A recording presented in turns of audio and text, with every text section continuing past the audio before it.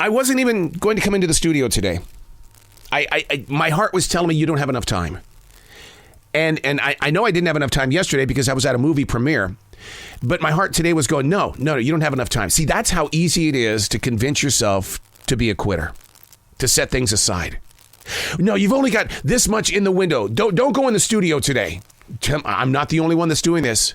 Come on, tell me that you haven't looked at yourself in the rearview mirror in the car and said, we're not going that direction. I just don't feel like I should be there this moment. And so when you finally do convince yourself to put your big boy pants on, straighten up, tie your shoes, and let's move forward, then you look back going, what was wrong with that character back there? See, that's why you've got to keep pushing forward. Winning is a choice. You've got to keep pushing your personality, your love, your compassion, your faith. Everything's got to be moving forward. But the moment you sit down, you have taught yourself how to quit. Now, quit has a different definition. It's not like, I quit. It's quit like, I couldn't do it today. You stopped. Don't do it. Keep moving forward. Hey, it's Arrow. This is The Daily Mess, a chronological walk through an everyday world. I am a daily writer. I face this monster every day. You think I want to sit down and write every day? I do. It's my daily discipline. You allow the words to move through you. You find what happens and you let it grow in other fields. It becomes nutrition to other creative minds. This is The Daily Mess. It is difficult to do a lot of interviews this close to 9/11. It's very difficult. The research that I'm putting into every interview and to listen to the stories and to hear the love still in the hearts of those that were affected and are affected. Because the people that have dedicated their lives into making sure that this story continues to grow forward, they have got passion like I have never felt in my life. And it's difficult because I don't want this interview to be like last year's interview, to be like last year's interview.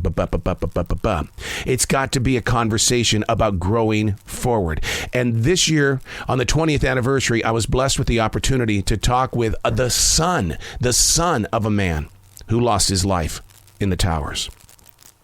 To hear his story, not the experience of what it was like to lose your father, but how about the story after the story?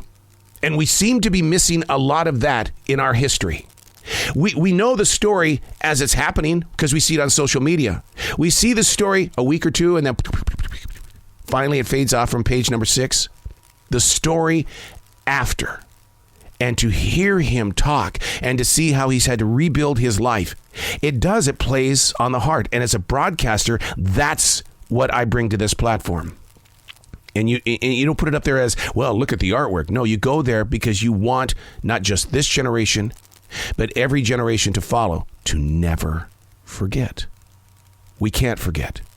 Once it's out there, any and all generations should and shall be reached, even if the tracks themselves sound like it's 2001.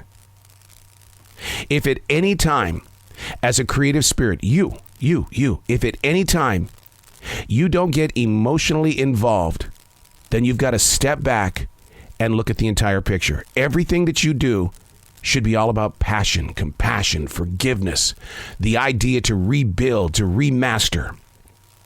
In every conversation, you have got to make that person in front of you feel like that they are the master of the dance floor.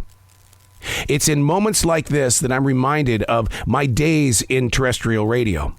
Because there was one time on my path that an operations manager said, listen. It was that tone. Listen. You got to put away the art. It's not about your passion.